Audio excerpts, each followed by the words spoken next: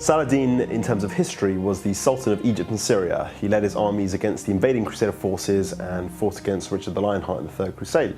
In Crusader II, in our game, you'll experience this sort of clash of forces during the second single-player campaign, which puts you in charge of the Arabic faction and retraces the Saladin's quest to take back his lands from the invading Christian hordes. Saladin is an effective AI opponent and one of the most difficult to defeat in the game. He's quite quick to build up his economy and attack the player in considerable numbers for early on in the game. He likes to use mainly Arabic faction troops, so Arabic swordsmen, Arabic archers, horse archers and slaves.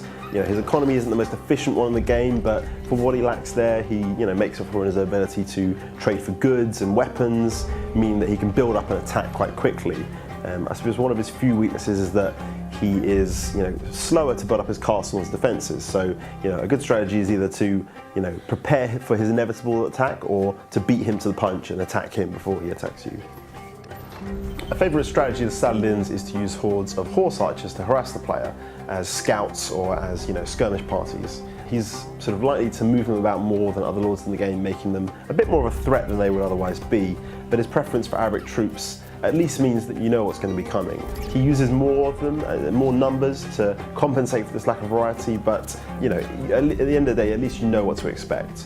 When it comes to his castle, Saladin prefers using troops over traps, so don't expect too many pitch ditches or anything like that, but expect plenty of Arabic archers stationed on top of the walls, and they'll be ready to sort of take out your first line of attack.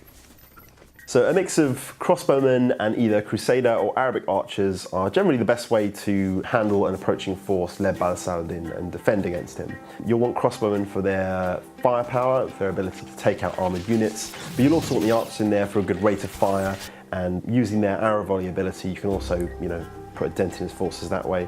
If you can successfully soften up his attack with this sort of mix of ranged units, take out his front line or maybe take out some of his siege equipment as well, it shouldn't be too hard to charge in and either finish off his forces with your army, leading them beyond the castle walls, or just by using your regular castle defences if you've got enough ranged units on the walls and the towers to finish them off. Saladin is quite a balanced character. Once his defences are set up, they're usually quite good and he's by no means a walkover. You can use classic horse archer tactics, so that does work. The Crusader 1 tactic does work again, but you'll need greater numbers than usual.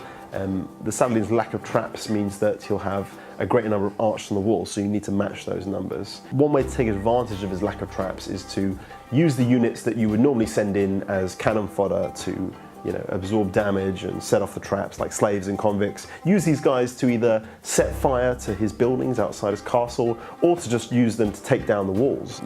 It's always easy to do this with siege equipment, but it's cheaper to produce slaves and other units that can take down the walls and sort of expose his lack of traps. Either way, you should probably expect fairly heavy casualties, with the Saladin making up for his lack of traps with a hell of a lot of archers and quite a few bits of stationary equipment too.